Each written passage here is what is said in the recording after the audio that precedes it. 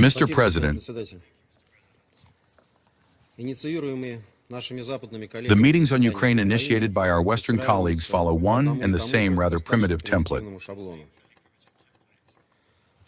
Russia is accused of striking Ukrainian cities, while they try to claim, without providing any evidence, that the targets of the attacks are allegedly civilian objects. The fact is ignored that casualties among the civilian population during our strikes occur exclusively as a result of falling debris from downed missiles or drones, or from Ukrainian air defense missiles that have gone off course. The reason for this is also well known. Ukraine places its air defense systems within residential areas in violation of the basic norms of international humanitarian law.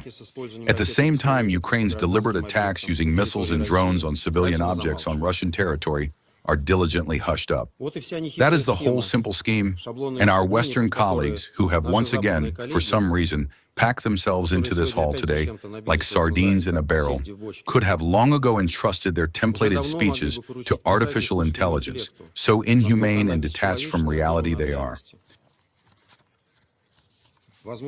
Perhaps they already do, since today we have heard nothing new, nothing going beyond this template. My response to these accusations today is also unlikely to contain anything new. Yes, indeed, during the night of August 27th to 28th, we struck within the framework of fulfilling the task of demilitarizing Ukraine at facilities connected to the military-industrial complex of that country. As reported today by the Russian Ministry of Defense, infrastructure at already 62% of Ukraine's key military-industrial enterprises has been damaged. The group missile and airstrike targeted, in particular, military airfields, aviation munitions depots, hangars, aprons, and other transport and energy hubs in several Ukrainian regions. Thus, in Kiev and the Kiev region, the primary targets were defense industrial enterprises, including the Artem plant, Kiev radio plant, Speko-Bornmash, Slavutich, and Ukrspets systems. These facilities were directly engaged in the development and production of various types of UAVs, housed capacities for the repair and production of radar stations, fire control systems, and communications equipment for the armed forces of Ukraine, as well as assembly lines and warehouses of the Ukrainian army. At the same time, the Kiev regime, as before, shamelessly and criminally used the tactic of a human shield, placing defense industry enterprises, air defense systems, and electronic warfare equipment near residential areas in densely populated parts of cities. Therefore, it is not surprising that Ukrainian air defense missiles once again fell on residential neighborhoods. It was precisely this that caused damage to the buildings of the UK and EU representative offices, as well as the deaths of civilians in partially destroyed residential buildings. However, such casualties not only failed to compel the criminal regime to finally remove air defense systems and military enterprises from residential neighborhoods, but are also eagerly used by it as a tool of political manipulation. Each such tragedy is deliberately blown out of proportion in order to accuse Russia of killing Ukrainian citizens, appeal to Western sponsors and international donors, demand the imposition of new sanctions, and beg for new weapons deliveries. The same happened today. Before our very eyes, with the complicity of the Western members of the Security Council, the lives of Ukrainian civilians are being turned into bargaining chips, and human suffering is becoming a means of achieving narrow, self-serving foreign policy goals. Against the backdrop of the hopeless hypocrisy of our Western colleagues and their unwillingness to reveal the true cause of people's deaths, Ukrainian citizens have long since figured out the situation themselves. They quickly realize that it is the Ukrainian air defense systems that pose a danger to them, not Russian strikes. Don't believe it? Read Ukrainian social media. People there have long been warning each other specifically about the placement of air defense systems and military production sites next to their homes, mocking you, Western colleagues, and your clumsy attempts to whitewash the criminal Kiev regime. Mr. President, there is another point that turns today's meeting into a performance of the theater of the absurd. While highlighting casualties and destruction in Ukrainian cities, the Western initiators of today's meeting, as usual, deliberately ignore the deliberate hunt being carried out by the armed forces of Ukraine for civilians, including women, children, and the elderly, on Russian territory. After all, the Ukro-Nazis are purposefully directing strike drones at apartment buildings and private residential houses, civilian passenger vehicles, agricultural machinery working in the fields during harvest, as well as commercial and social facilities. Dozens and even hundreds of drones are launched daily at Russian regions.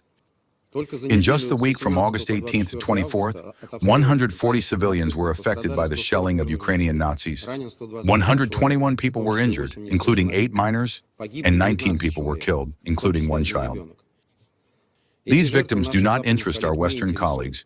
They fit perfectly into their strategy of harming Russia through the hands of Ukraine, for the sake of which this anti-Russia project was created by them in the first place.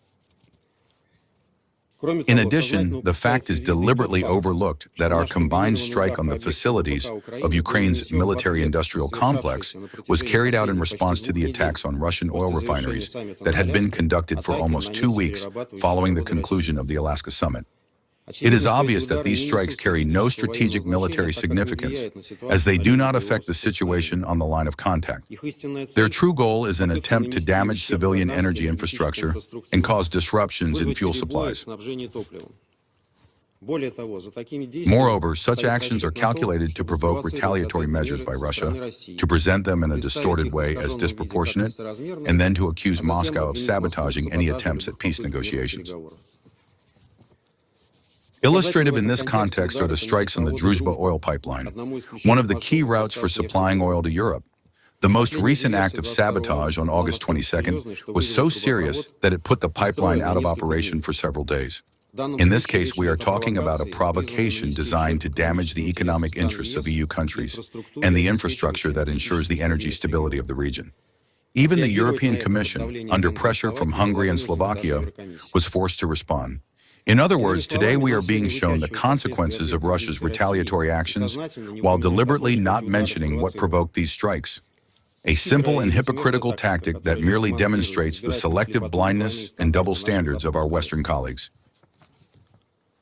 Mr. President, these same outrageous double standards are most vividly manifested in the continued ignoring by the Western accomplices of the Kiev regime of human rights violations by the Zelensky regime that are off the charts even by Ukrainian Maidan standards.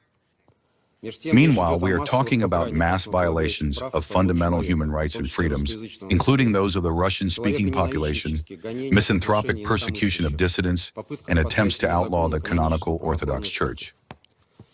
By the most conservative estimates, around 7,000 Ukrainians have been unlawfully deprived of their liberty solely for political reasons. These include clergy of the Ukrainian Orthodox Church, journalists, as well as ordinary citizens expressing opinions that do not coincide with the position of the regime. Recently, we received a letter from former member of the Verkhovna Rada of Ukraine, now accused of state treason, Oleksandr Dubinsky. The facts he raised, specifically the death by torture of American journalist Gonzalo Lira in the dungeons of the Kiev regime, were confirmed by international human rights organizations and mentioned in the U.S. State Department's 2024 Human Rights Report on Ukraine. Just the other day, members of the Security Council received another letter, this time from journalist Diana Panchenko. She appeals to the UN Secretary General with a request to take measures to protect political prisoners.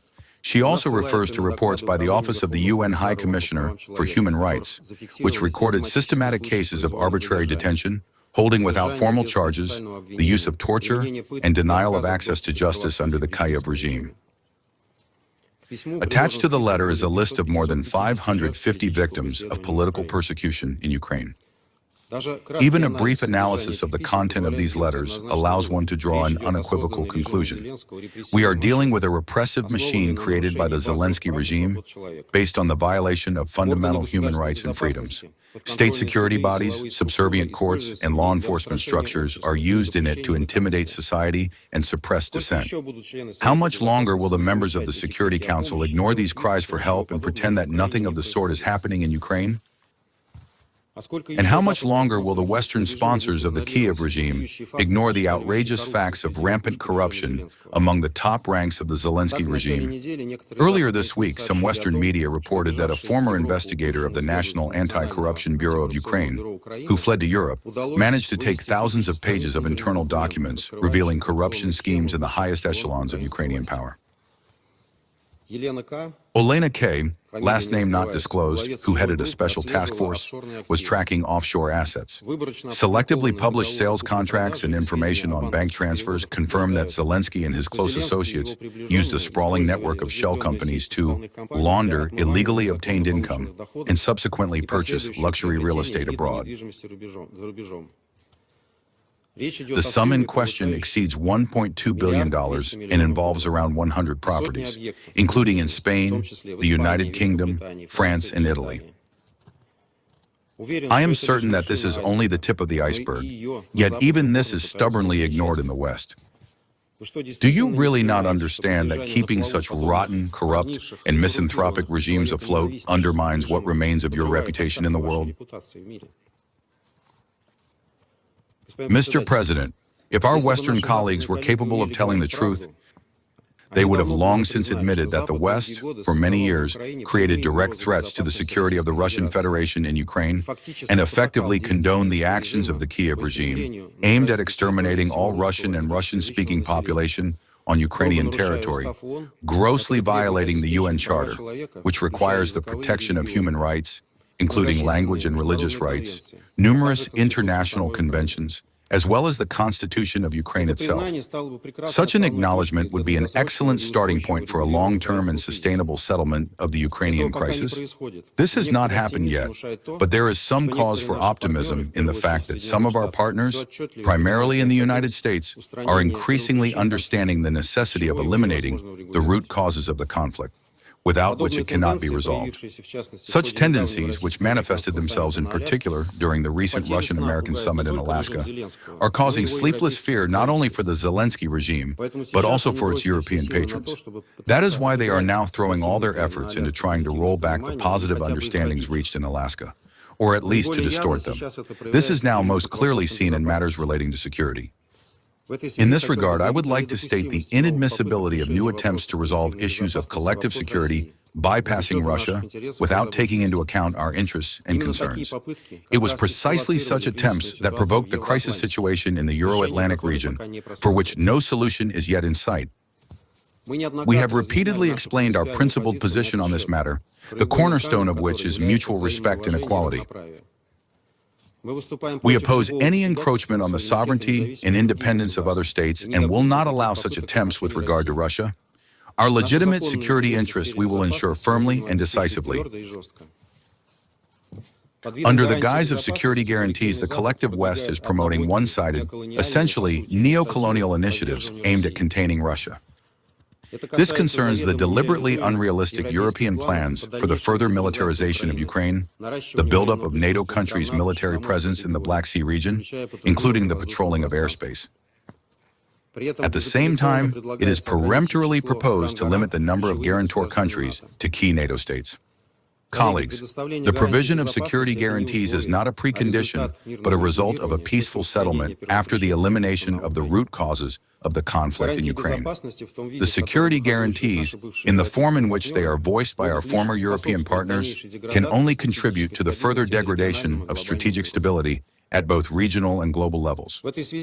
In this regard, it is appropriate to recall the initiative of the Ukrainian side itself, which it proposed in April 2022 in Istanbul.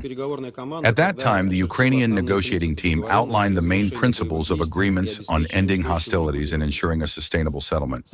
Among them were Ukraine's renunciation of joining NATO or any other military blocs and confirmation of its neutral and non-nuclear status. In this context, the Ukrainian side proposed, and our delegation agreed, to develop security guarantees with all permanent members of the UN Security Council as participants, as well as certain states that might be interested in joining this group of security guarantors.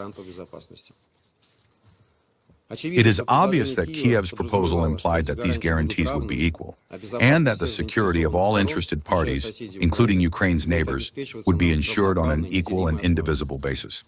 We supported this option, the document was initialed, and we were ready to sign an official treaty. It is still clear to us today, and we are ready to consider it. This is in contrast to various other schemes now being discussed, which in one way or another amount to NATO countries taking over the territory remaining under Ukraine's control, up to and including the deployment of military contingents there. For Russia, this is absolutely unacceptable, as it is fraught with uncontrolled escalation of the conflict with unpredictable consequences. Those who are promoting such ideas are not interested in resolving the crisis, but in preserving it, possibly through a temporary freezing. This is not at all what we discussed in Alaska. We are also noting many attempts to distort the idea of holding a Russian-Ukrainian summit, with claims that Russia is allegedly not ready for such a step.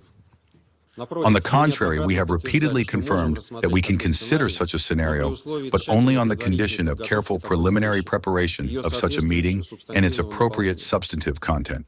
Otherwise, it simply loses its meaning. We are ready to work in any formats, provided there is an understanding that such work will be carried out in good faith and honestly. A possible Russian-Ukrainian meeting at the highest level could formalize mutual agreements based on steps and measures that became well understood after the Alaska summit. However, what is there to talk about if Zelensky publicly declares that he is not inclined to discuss, for example, the territorial issue, thus throwing down a challenge to U.S. President Trump, who has openly stated that this must be the subject of negotiations? The head of the Kiev regime also quite unambiguously asserts that no one can forbid Ukraine from joining NATO, which also contradicts the words of President Trump. Zelensky likewise is not going to repeal the laws that de facto ban the Russian language, destroy Russian culture, education, Russian language media, and the canonical Ukrainian Orthodox Church. If the overdue Ukrainian president is not ready for such a discussion and generally does not want to make any compromises, something he has repeatedly emphasized over the past 1.5 weeks, then it is not entirely clear why he insists on meeting with President of Russia Putin. Mr. President, in order to reach mutually acceptable solutions that would guarantee the non-resumption of the conflict, it is necessary to intensify diplomatic efforts. I would remind you that during the third round of the renewed Istanbul negotiation track on July 23rd, we proposed to the Ukrainian side to consider creating 3 working groups on political, humanitarian, and military issues. We believe that this would make it possible to examine the agenda items in more concrete detail, would be useful in terms of bringing our positions closer, and would help achieve a settlement of the Ukrainian crisis. More than a month has already passed, but there has still been no response from Ukraine. We consider this issue, and in general, the progress of the negotiations in Istanbul, a kind of litmus test of what they are really interested in Kiev: genuine diplomatic work or empty PR and the sabotage of constructive mediation efforts.